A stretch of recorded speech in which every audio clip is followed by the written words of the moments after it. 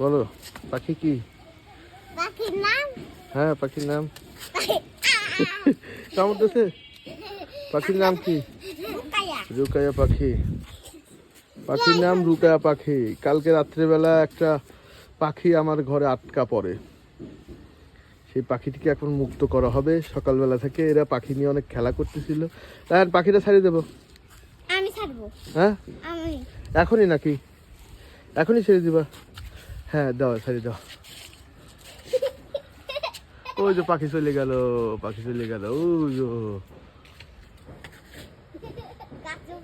গাছে বসে আছে পাখি।